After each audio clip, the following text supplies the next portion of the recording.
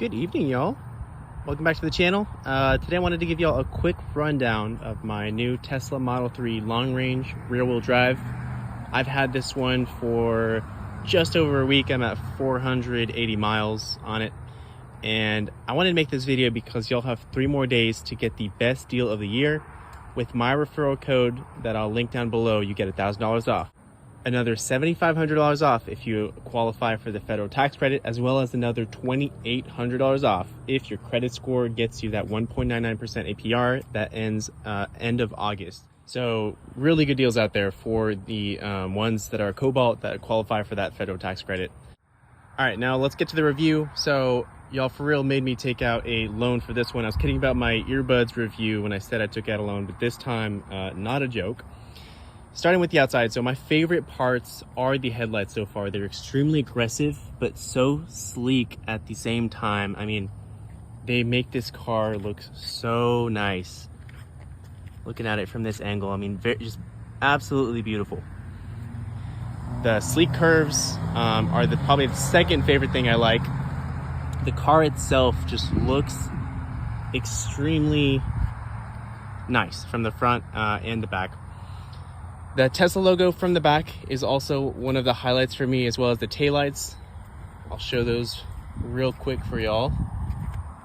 We got the taillights, they look great, and the logo in the back, just phenomenal. I mean, it looks really, really nice. I like this addition to it.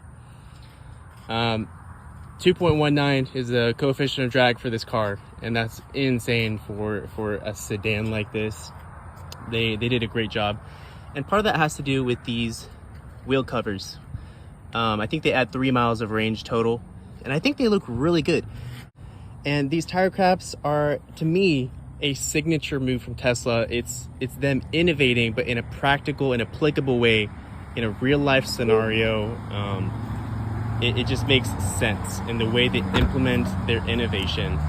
Another thing for me is the chiming. When the light turns green, it'll let you know that you should be going. We got the cabin overheat protection, which I set to 100 degrees so that my cabin and computer, my AMD Ryzen chip, stays cool at all times. It doesn't damage the interior. And last of all, it can literally drive itself. So that's got to be one of the coolest features for me, hands down. I wish everyone was able to experience this, to watch a car make the same rational merges that I would, and the same 120 degree turn into my street is unbelievable. The technology in the car is just insane. Overall, my favorite aspect is the control that I have away from the car. This means the security with my live cameras that record everything, all the way to just cooling my car before I walk up to it. And lastly, opening the garage without the press of a button. I don't even need to think about it. It just knows my location. And that has to do with the 2 SIM cards that this car has. So I personally am not going to opt in for the premium package, but I'm sure lots of people will. The delay for me has been very, very minimal. So I'll show y'all. I mean, that was pretty much instant. The interior is just as elegant. I never realized how nice it was to have a glass roof. The seats are a lot more comfortable than the previous version, I have been told by a friend. They are ventilated, as you can probably hear right now. The shock absorption during the drives has been improved, and I find it to be very, very comfortable. I love the ventilated seats, especially on those warm Texas days.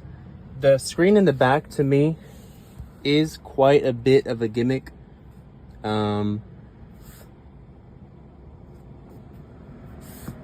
But I think it looks kind of cool, and it does its job. I think that I would definitely use it more on road trips with rear passengers.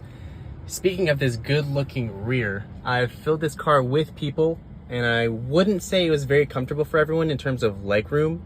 I kind of see this car as the ultimate daily commuter. It's best for cost, for comfort, and convenience for the average person, which that does lead me to cost. So so far of electricity. I pay 14 cents per kilowatt hour, so charging from 10 to 80%, which is a total of 70% charge, only cost me $8. And per this, 49% is 174. That's thanks to the single motor that's in the back. I am a little worried for the battery degradation. That's probably going to be expected to be 10% after 1 to 2 years, upwards of 15 after 150 to 200,000 miles. That's just because it's got a cobalt battery, which degrades a little bit quicker than those lithium ion phosphate. But that said, all of these discounts that I mentioned at the beginning of the video, to me, truly make up for this. We got a 363 mile EPA range, and that means I have very competitive range by the time that all of this degradation even were to come. Personally, my Tesla only lasted, I think, 3 or 4 days from 80 to 7%, and that was, you know, some pretty sharp accelerations every single day, as well as that cabin protection mode. So I was using the battery pretty extensively. I'll go ahead and do an actual range test soon for y'all. The delivery experience was very nice. I love being able to kind of take delivery with a group of people, and I did it in Cypress, Houston, and it was nice to share the excitement with just a group of people like that.